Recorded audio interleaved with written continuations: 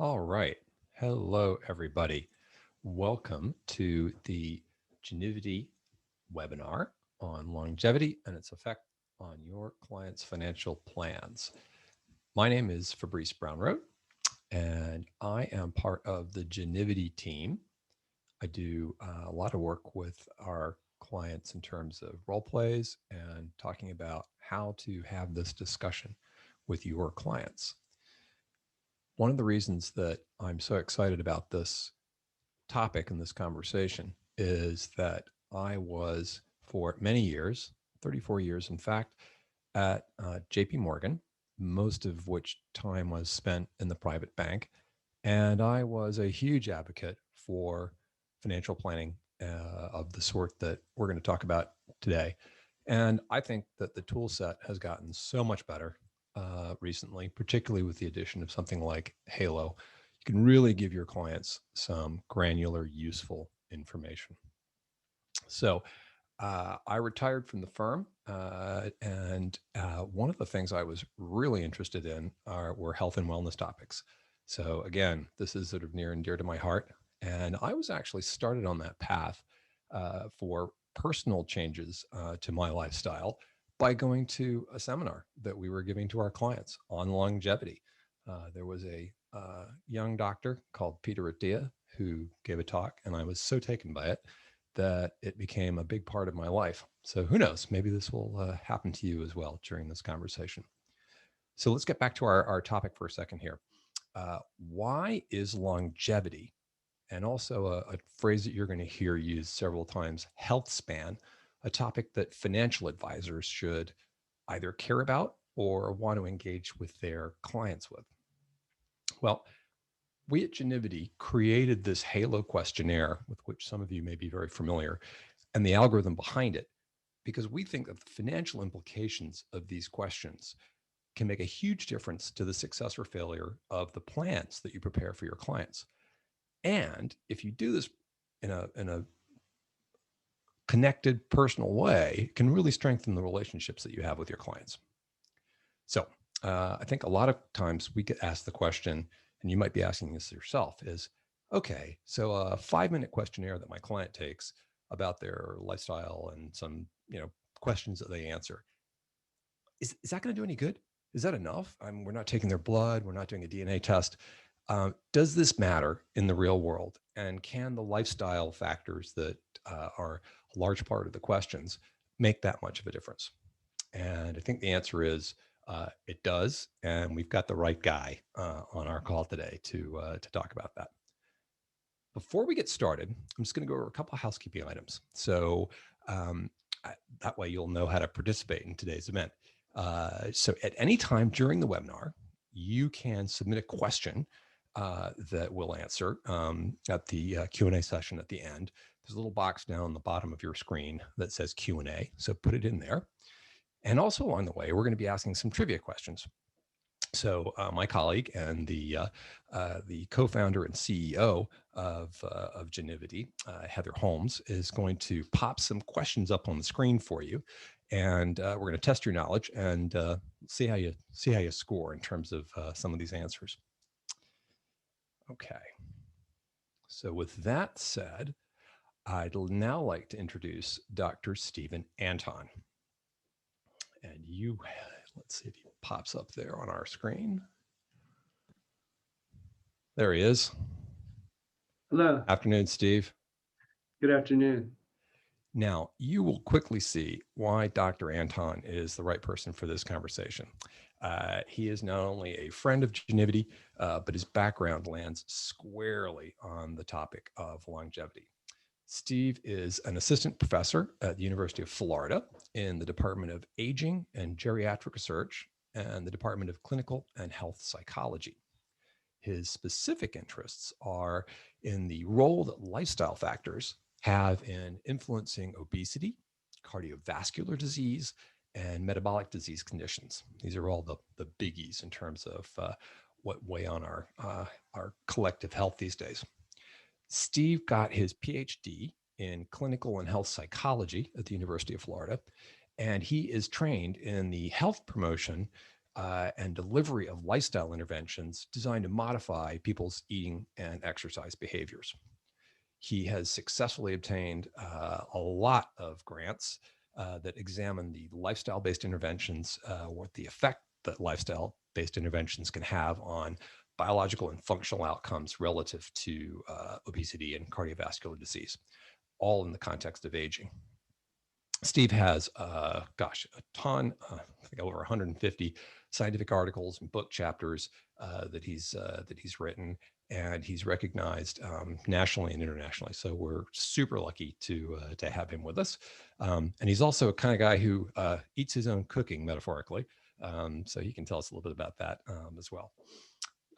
Before we start our conversation with Steve, let's start with a little trivia question that you guys can take a shot at. Yes, hi everyone. This is Heather from Genivity here, and so we're going to be trying to make this a fun, interactive experience. So in addition to your questions, we want to challenge your knowledge. So I'm going to launch our first poll here, or our first trivia question, and you're going to have a chance to answer it. So please, should see it pop up right now. And our first question is, a 65-year-old couple has what % chance of one spouse living beyond age 97? So we're going to give you a couple more seconds to answer before we're going to jump into the results. So get them in. I see a lot of things coming in right now. So, all right, we're going to give you 3 more seconds. So 3, 2, 1, get those votes in. All right, let's look at the results here. So I'm going to share them to you all here now. So here's what we saw. So the majority of you guessed 25%. 35% was the second runner-up. Well, the correct answer is 25%, and I'm going to let Fabrice kind of share a little bit about the why and some of that data here. Great. Well, we have a knowledgeable audience. Scored well on the first trivia question. Yeah, I think that the people are often surprised when they see their analysis that has to how many years they have left to live. And one of the things that I think many of our clients don't want to do is to outlive their money. But the truth is that we are living longer. So the chances of an individual living to an advanced age are fairly high these days. And then when you make it at a couple, the combination adds to that probability. So that's where we get a pretty high chance of getting almost to 100, which I think might be surprising to some people, to some of your clients. And I don't know, Heather, whether we have also, yeah, this was a little bit further detail on that topic. You can see here that a 65-year-old man has a 50% chance of making it to 87 and a not inconsiderable chance of making it to 93. Women have greater longevity. Their numbers are 90 and 96 by comparison. But you can see when you combine the two, the probabilities go up even further for a couple. Okay, with that little factoid under our belts, let us turn over to Steve, and let's perhaps start, Stephen, with what you've seen in your research in terms of this increasing lifespan and what has come with that in your judgment. Sure, that's a great question. I think what we've seen, as you said, is people are living longer, and that's a good thing generally speaking, but it can also be associated with increased healthcare costs, increased disabilities and disease, of course. And so you know, the goal of the research that I do is how to extend what you said earlier, the person's health span, their healthy lifespan, the time period in which they're free of disease and disability, and the quality of life is good. So that's really the focus of my research. So I think it can be a two-edged sword. Living longer can be a very positive experience if it's associated with health and wellness, but it can also be somewhat of a negative experience if it's associated with suffering and disease and illness. So Yeah. And I'm imagining, Steve, that there's probably a socioeconomic difference in the population as well, because we see things in the paper about life expectancy shortening for certain populations. But I imagine that the kind of population that we're talking about, people with investable assets, in the sort of the middle class and upwards, are probably on the greater longevity end of things. Am I right? You are right. There's definitely a connection between socioeconomic status and lifespan, and I think that there's a lot of complex relationships between the environment that a person lives in and how that affects their behaviors, their access to care, um, their stress levels on a day-to-day basis. If safety is a concern and walking out your door, and then you're unlikely to exercise, move around your neighborhood. The types of foods that may be available are not the same. And these are all the factors that we know are more and more research is showing influences that health span, that healthy lifespan. And so you're absolutely right. And there's a lot of complex relationships to better understand. What would you say the sort of state of research is on this? Is this getting sufficient attention in the research community?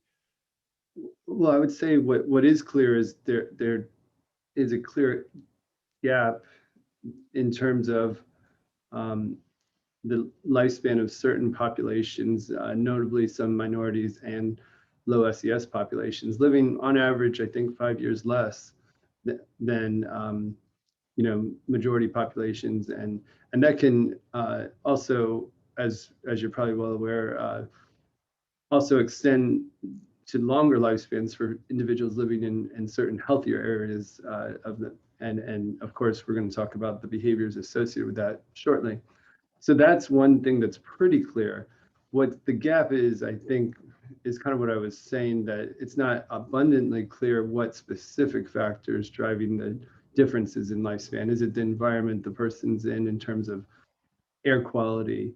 Is it the lack of physical activity due to safety concerns? Is it the lack of foods that are healthy that may or may not be available? Is it the lack of access to medical care or the type of medical care that's available? These are all complex relationships. But what is clear is that there is a difference, and these factors do influence the healthy lifespan. Well, that's a useful lead into our second trivia question that that Heather might want to put up. Sure, glad to do that. Glad to move on to the next trivia question here. So let me get that poll going for everybody. Okay, so you're going to hear Dr. Anton and Fabrice talk about this a bit, but here we go with which lifestyle factor causes the most health span issues as people age? Is it diet? Is it exercise? Or is it personal relationships and social support? We'll give you guys about 5-10 seconds to get your votes in here. And it looks like people are kind of torn here on this one. All right, everyone have their votes in? Looks like we have almost everybody who's done that. So I'm going to end the poll now and let's look at the results here. So it looks like the majority of you have voted that you believe that diet is the most important factor that causes health span issues as people age. Interestingly, exercise and personal relationships, social support came in equally at 21%. So without further ado, I'm going to let Fabrice and Steve get into kind of their perspective on this. All right. Well, an interesting answer from the group. It probably tilted towards what my knee-jerk reaction answer would have been as well. But Steve, talk to us a little bit about how these three play out and what the research, rather than just our anecdotal sense, tells us is important. How would you juggle these different factors? It's a good question. I think the knee-jerk reaction I probably would have had would also be diet, and we'll get into all the complexities associated there. But to point out that all three of these factors are so interrelated, that it's hard to pick one, and there's no quote wrong answer because they all are important. And what the research shows, if you want, we can start with diet and then we can move into the other types of factors that Sure. were mentioned. And what I've been involved in is research treating obesity for many years, but the study that I think is most relevant to the question of the influence that diet has on longevity that I was involved in was called the Calorie Trial. And that looked at the effects of caloric restriction on what's called biomarkers of longevity. These are markers that were selected because in preclinical studies, they were shown to be associated with a longer lifespan. And so those markers were core body temperature, a person's core body temperature, their levels of DHEA, and their fasting insulin levels. And so in this study, we had people consume either their typical calorie intake, but a healthier version of that, the American Heart Association's version, instead of the standard American diet, 25% less calories from healthy foods, a 25% energy deficit from caloric restriction plus physical activity, so the combination, or like a meal replacement plan where they lost weight rapidly until they lost about 15% of their body weight, and then they were clamped at a weight maintenance diet. And all this is to Sounds say, uncomfortable, by the way, being yeah, cramped. none of those are quote unquote easy to follow long term. It was a 6-month intervention, so they were highly motivated. People who were overweight, they were middle aged, they were highly motivated. And what I think I want to say first is, in this study, what we saw was that the biomarker of 2 of the 3 biomarkers were changed favorably.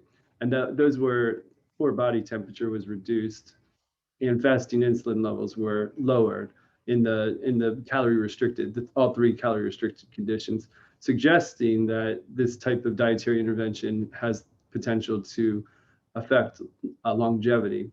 In addition, the levels of DNA damage were taken. We took muscle biopsies and fat biopsies, and we looked at damage to the cells.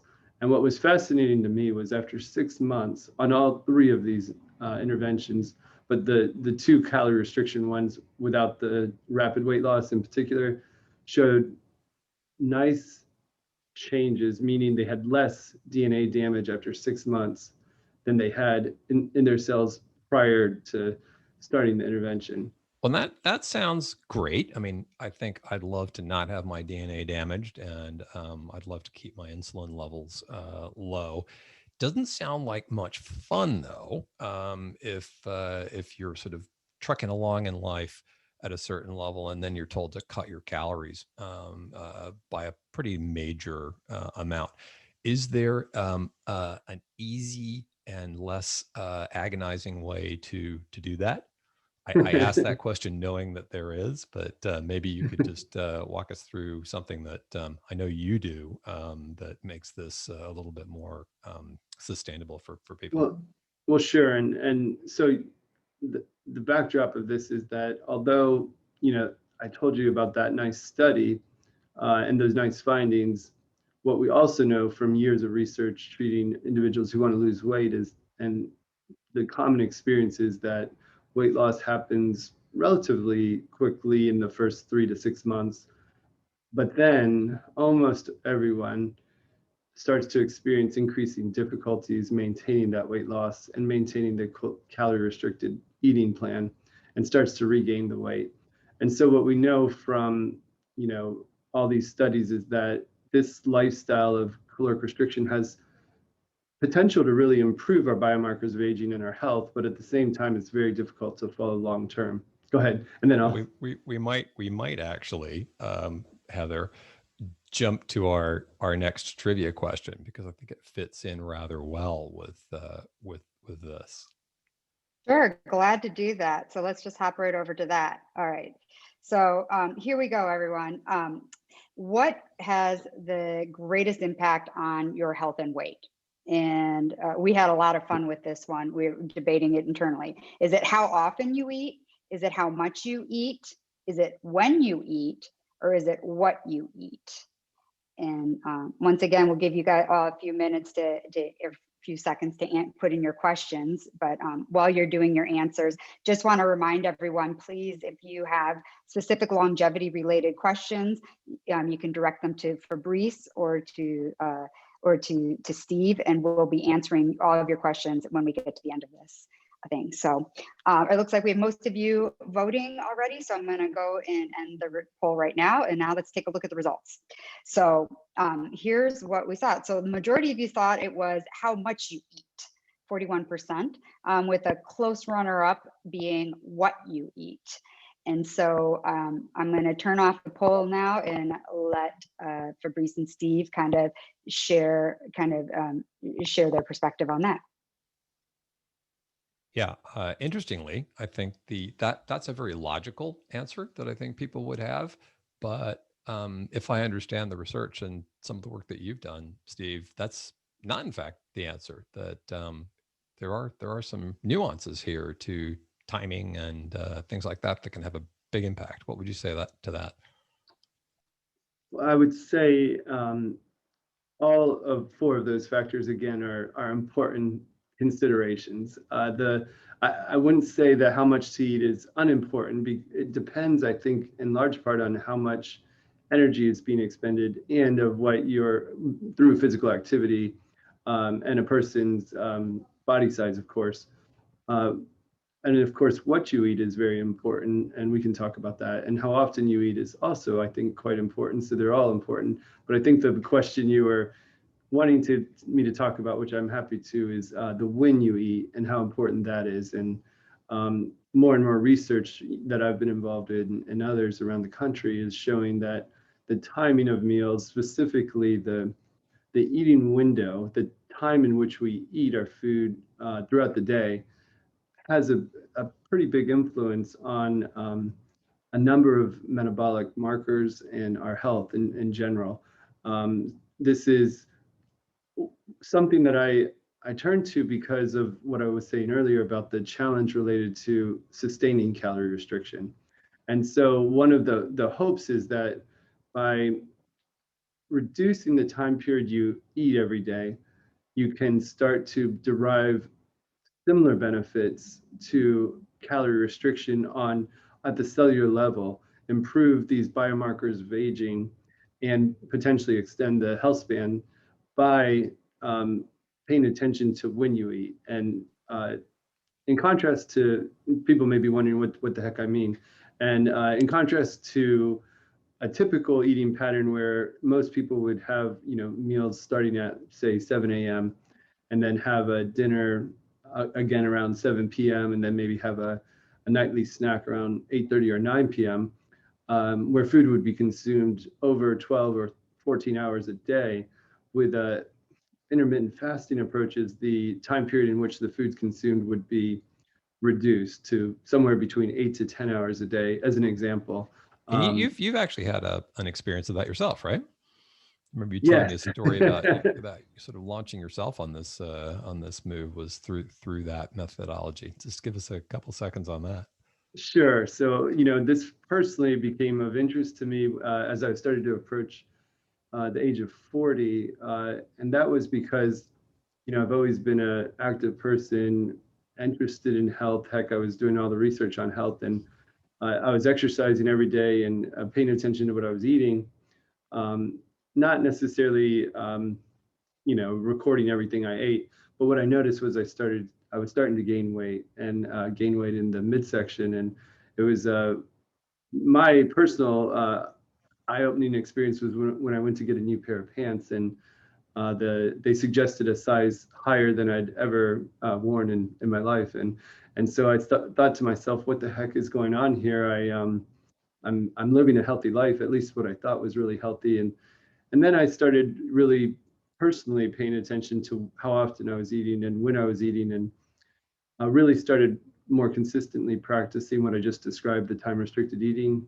And And about 6 months to a year later, somewhere in that neighborhood, I put on those same pair of pants, and I saw a big gap between where they were used to fit me and where my waist circumference was. And so that So was it works, but just don't Mhm. expect it to be an overnight silver bullet. It takes a little bit of time and effort. Well, it was my personal experience that was exciting, but also then when you couple that with the research and seeing how, in a review article I wrote, showing that in basically 14 out of 15 studies, significant results were found for reducing body fat in the midsection. And so I think it does work. I think, we could probably spend the whole seminar talking about intermittent fasting, but I think what we're probably wanting to talk about is a little bit more comprehensive lifestyle and what the point I want to make before I forget, and then we can come back to intermittent fasting, was as I said earlier about the calorie restriction showing all these nice benefits at the cellular level. We did a follow-up study where we had people exercise such that they expended 20% more calories from exercise for a year, or reduce their calorie intake by 20% for a year. And what was fascinating to me was that in both groups, there was this profound reduction in damage at the DNA and RNA level. At the cellular level, it didn't matter if the energy deficit was created by increased physical activity or if it was created by calorie restriction. So that suggested to me that these lifestyle habits, both physical activity and our dietary habits, both really have a profound effect at the cellular level. Really, yeah. So it's one of those things that different studies might point to slightly different weightings, but you can't ignore either of them. There's a third element in there as well that I think contributes pretty heavily to health span as well, which is the social relationships. Could you speak briefly to how that plays into the diet exercise category? Well, I think social relationships are super important, and particularly with aging, there's abundant research to highlight how important that those are to a person's quality of life, feelings of wellness, and in addition, of course, who you socialize with makes such a difference. And so it's really important to pay attention. I've heard you end up looking like your friends. I would say there's probably some truth to that, and it only makes your sense friends carefully. Because yes, if you're spending lots of time with certain groups of people and their activities consist of, eating large quantities of food or going out drinking on a regular basis, well, that's going to have a different effect than if your friends are avid marathon runners, as two extreme examples. And it's not to say one is right and the other is not. It's just to say that there's a clear influence on our health and wellness from our friends. Now we're talking about the behavior pattern, or the lifestyle behaviors that may be influenced by who you spend time with, but there's also this important psychological, emotional component to who you spend time with, and how that can affect how good you feel and how connected you feel to the world, and that makes a real difference also, I think, in our longevity. There's a lot more research that's needed there.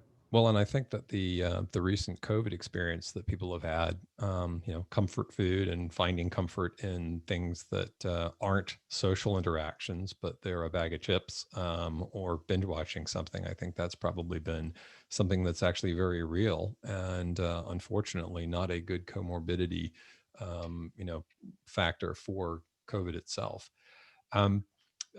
Moving on from that, perhaps Heather, we can take a shot at our next trivia question, because I think that it leads into an interesting conversation we can have with Steve about how these lifestyle factors really work on us.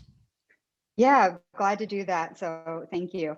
All right, let me launch poll number 4 for you all here. So when people are asked to estimate their own life expectancy, so thinking about your clients, thinking about how long they think they're going to live, What do they mention it most often as a rationale in making their personal estimate? Is it lifestyle? Is it that they have good health care? Is it family health history? Or is it a positive attitude? And we'll give you all a few more seconds to submit your findings. I think we've got almost everyone's voted now. So what I'm going to do is close this out and let's look at the results. So here we're going to share. So of the 4 options, what we saw is 80% of you said family health history, and that is the correct answer. And that's not a bias on our side. That's what the data and the science says. So just to give you a quick commentary before Fabrice and Steve dive into it more, according to the Society of Actuaries, in a study that they recently did, when people were asked for the reason for their estimate of their own life expectancy, over half cited family history as what influenced their decision about what number they came up with. A third of the participants said healthy habits, such as staying active, exercising, eating right, not smoking was a part of their decision. And about the same amount also said that gave their own personal health and the choices that they make as part of the decision. But family history was the leading indicator for why they would decide on the age that they had. So with that, I'll turn that over to Fabrice and to Steve to dive into a little more. Sure. Thank you very much, Heather. So definitely people think that their family health history is a very driving factor in all of this. And that's certainly a perception.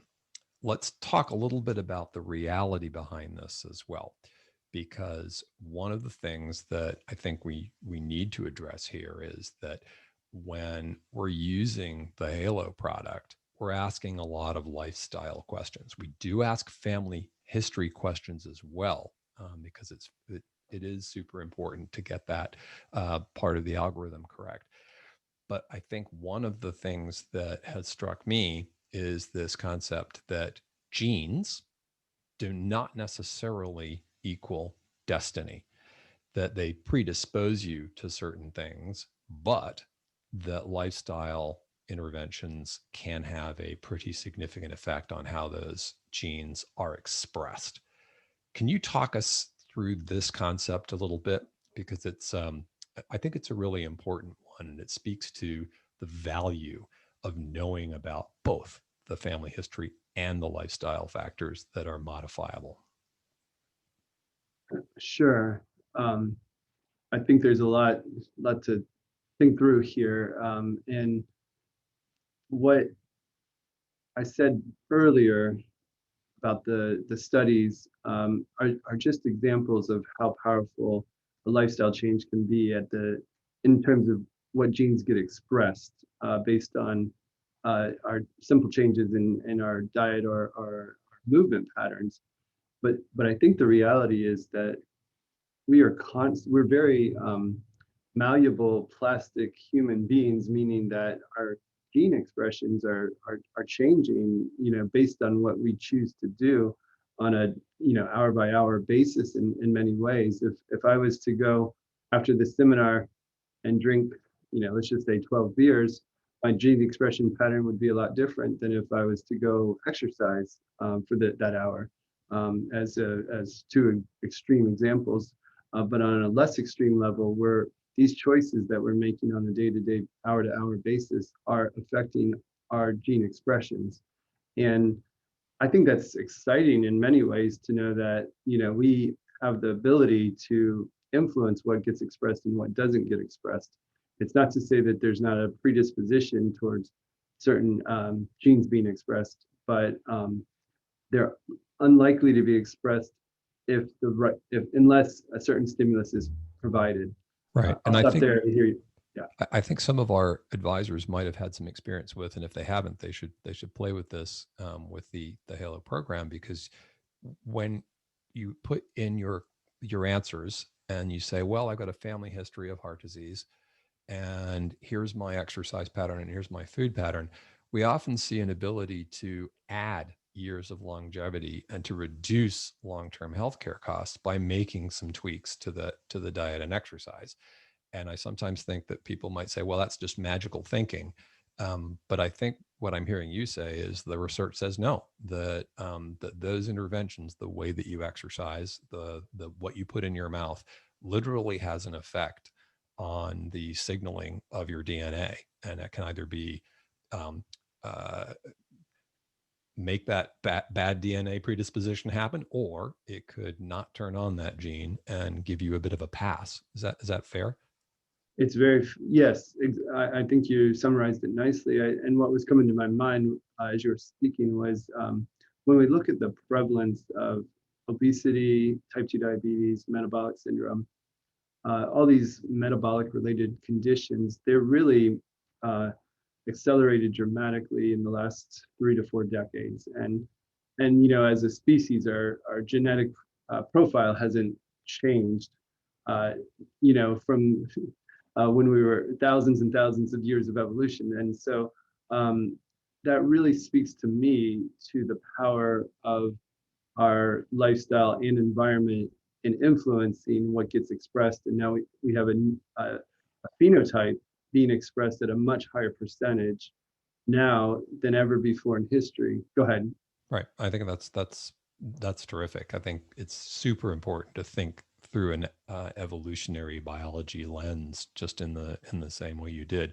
Um, Just to uh, follow up mhm. real quick, and so just to try to tie it together, and so now we know the sedentary lifestyle and the food intake is driving this higher prevalence of obesity, but at the cellular level, which was fascinating to me, we also see the higher rates of inflammation, higher rates of oxidative damage at the cells that are associated with this phenotype, which we know is related to the environment and the behavior. So it's all kind of tied together. Yeah. Right. And all of those things start to predispose one to cardiovascular disease, or to a cancer, or to, frankly, not surviving a viral infection like COVID as well. Yes. So these are real bad outcomes that can be ameliorated by making some lifestyle changes. The sooner the better, I would say. 100%. And the other condition that you didn't mention, but it is that disability. These conditions can increase risk of disability, and that can lead to lack of independence, which means that in the later years, again, the cost of healthcare can be greatly Right. accelerated and amplified. Yeah. Right, exactly. Because a longer life, but a life with more disabilities and more costs associated with it, completely changes the game, particularly when an advisor is having to play with the cash flows, and suddenly seeing things that are, much longer, longer and higher bills. Not a good outcome. Heather, perhaps we can move to our last trivia question. Sure, glad to do that. All right, everyone. I hope you've been enjoying these. Let me go to our final one for the day here. Okay, I'm going to launch the poll now. So, according to a study conducted by AgeWave and Merrill Lynch, what percentage of pre-retirees feel they have a trusted resource to help them understand, prepare for, or manage retirement health-related expenses? Is that 73%? Of people? Is that 52%? Is that 34%? Or is that 11%? So what percentage of pre-retirees feel that they have a trusted advisor resource who can help them understand and prepare for planning for retirement related health expenses? And while you guys are answering this, just want to say we do see we have a few questions. We're going to be answering those at the end here in a few minutes. But if you guys have more things you want to know about, please just put them in the Q&A so we can get to it. And so with that, I'm going to stop the poll and let's look at the results here. Okay, here we go. So this is a pretty close tie. So 48% of you thought it was, and that this was what the winning from the poll was 34% of people who work with an advisor feel like they have a trusted resource for help with that. But the actual answer was 11%. So I think this kind of opens up some opportunities if you're an advisor about how to really differentiate yourself. And, according to this study, only, like I said, only 11% of people feel they know where to turn to figure out how to cover healthcare costs in retirement. And they're looking for some help there. So with that, I'm going to turn it back to Fabrice and Steve to kind of jump into how to expand that conversation. Sure. I mean, think about that. 90% of people don't have someone they can trust or they trust to have this sort of conversation. And I think the word trust is very, very important. Some of the people on the call may have been in some role-playing training sessions with me where I talk about the importance of trust and the ways to build trust. One of those ways is to have an intimate relationship with your client, and that is a very great way of building trust. And nothing is really more intimate than talking about their health. We also hear from a lot of advisors, "Hey, I'm not a doctor. I'm a financial advisor. How can I even have a sort of medical conversation with my client without getting into trouble?" And Steve, you and I have talked about this a little bit as to some ways of broaching this topic and not getting into trouble, but still developing that trust. Do you want to share a thought or two on this? Oh, well, sure. And first thought is I can certainly understand why it would feel uncomfortable, especially if it's outside of your area where you feel of your own comfort zone. One of the rules I have is sometimes to train physicians on bringing up sensitive topics related to behavior change, and particularly for patients who are overweight or have obesity. And one of the core teachings, I think, is to first ask permission to the patient before bringing up maybe an uncomfortable topic, and just say, for example, you could say, I was listening to this seminar the other day, and one of the things I learned about it was how important lifestyle is to our longevity, and also has implications for financial planning. And would it be okay if we talked about some of your current lifestyle habits? And then you've opened the door for them to say yes or no. And personally, I don't see any harm in doing that, because if they say no, well, then they probably were not going to be open to talking about it anyway. If they say yes, they are now more open and ready to hear the next question. Yeah. I think that's a great suggestion, which is to ask permission for it. I think the other thing that I might suggest here is to depersonalize it and talk about stories of other people. And one of the cool things about the Halo program is that you can actually click on improve an exercise, improve a diet, and see what that does in terms of lifestyle, life extension, and cost reduction. And if you have a few of those stories in your back pocket, you can say, well, I had this client who had a family history of this problem, had a slightly poor diet, pretty good social relationships, but when we changed the dietary aspect of it, gosh, we were able to knock $250,000 off their long-term costs. Would that be something that you'd be interested in looking at for yourself? So I think there are ways of sort of introducing this, without getting into trouble and not claiming you're a doctor, but saying no, but the algorithms that we're using are tested in the research world by clever people like Steve and Anton, and you can feel confident in some of these outputs. And by the way, I would just recommend, if anyone's really interested in this, Steve has some great YouTube videos. If you type in Steve and Anton, particularly the ones that you've done for the IHMC down there in Florida, I've really, really enjoyed watching some of those. Thank you. And while I'm thinking about it, I also wanted to throw out another potential helpful idea, which is to acknowledge that there's a cost benefit to every lifestyle choice, and not to, sometimes I think that we present all these rosy data about how great things are if you just do X, Y, and Z, which is true, but at the same time there is always a trade-off, and there's a reason people are not doing that. And so one of the teachings in motivational interviewing, the approach I highly recommend is that it's important to acknowledge the cost or what you're giving up in order to obtain what you want, and to do an alternative lifestyle behavior. Yeah, and I think that's actually, it fits with our theme here, which is sort of investing. You're going to spend something now for a future benefit. And if you can see that future benefit in a really positive light, that might be helpful. Thank you, Steve. It looks like we've got several questions. Heather, would you like to throw a few of those out, and we can address them in the time that we've got left? Sure. I'm glad to do that. I think we'll try to move this along in order, but we had an earlier question that from someone asking, what role does alcohol intake have in relation to longevity? Steve just admitted he's going for 12 beers after this. So That was an example. Explain yourself. That was an example.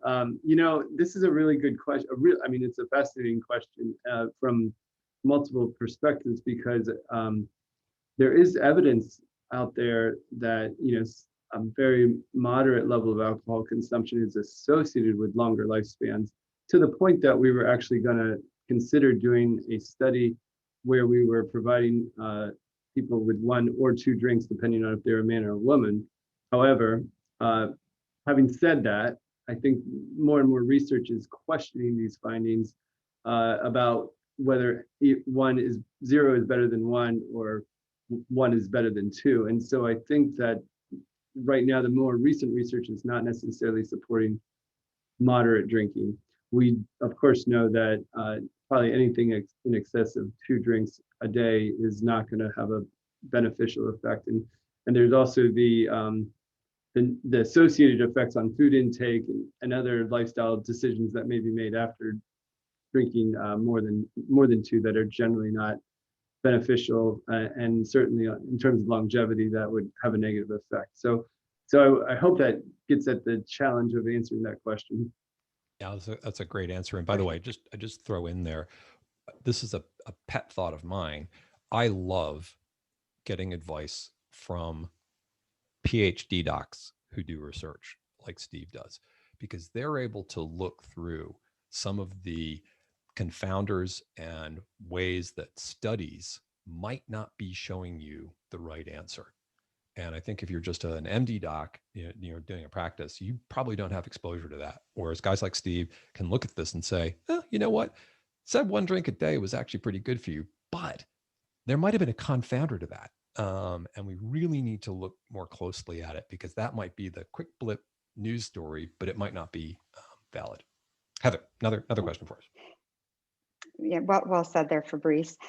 So there were a lot of people who were interested in the some of the restricted eating that you guys are talking about. Before I jump into those questions, though, because I know we're kind of coming up on the hour, so I want to get one that was tied to just understanding what an example of gene expression is, because I think that's a really important thing as it relates to things like family health history. So for all of you interested in the diet stuff, we'll get to it in a second, but can you give an example of gene expression?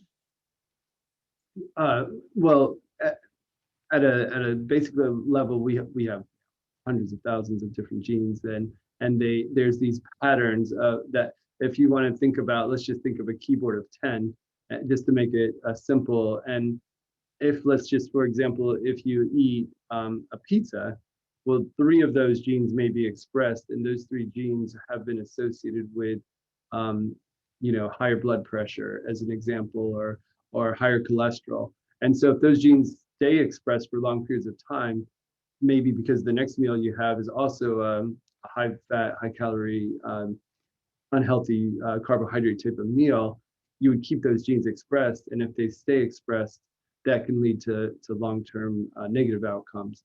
But if you had that same meal, those 3 genes were expressed, and then you went and exercised 5 hours later, and then had let's just say a healthy meal of salmon and vegetables as an example, those 3 genes may no longer be as expressed. And so then the risk would go down. I hope that helps answer that question. So kind of how long do you leave the lights on? Or do you pulse them on and off? And if you pulse them on and off when you just need the light, you you save some money on the electric bill. And in this case, you save some money on your DNA. Yeah. In reality, it's super complex to try to understand these genes expressed, and there's, thousands at a time are being expressed. But I hope the simple example of three out of 10 being expressed can wrap your brain around it, because that's what helps me wrap my brain around it. So just one pizza a week is what I'm hearing. All right, One time pizza. restricted eating, which Yes. both Steve and I are huge fans of. What questions do you have there? Yeah, so and we'll also send some links out to some of Steve's talks for those who are interested afterwards. But Lee, I wanted to know, what is the optimal time restricted eating schedule? That is a great question, and my answer may initially surprise you. And my first answer, it's the one you'll do, because if you won't do it, if you're unable to do it, it's not optimal. Now, having said that, as a kind of initial knee-jerk reaction, it's going to depend on your starting point very much. And the way I liken it is to exercise. If you are somebody who's never run a mile, then you don't want to start out by trying to run 5 miles. And sometimes people have this goal of, meeting the 16-8, which is the often recommended time restricted eating schedule, meaning 16 hours of fasting and 8 hours of eating. So that, let's just say that's the goal. And I'm not necessarily saying that for each person, but if that was the goal, an example would be eating from noon to 8 p.m. and then fasting the rest of the time. But if you are somebody who hasn't fasted before, I would not recommend going from where you are currently to trying to get to that schedule. Really, the optimal would be, try to extend the time period a little bit longer for yourself, see how you feel, and then experiment a little bit on yourself to see what works. That's actually what I personally did until I found the schedule that really worked well for me. So I'll stop there. I know. Yeah, I think that's very consistent with my experience and the research I've done on this. I'm an 18-6 guy myself, and it's been a really powerful way of keeping your your insulin levels low, staying very sensitive to it, being able to dispose of sugars.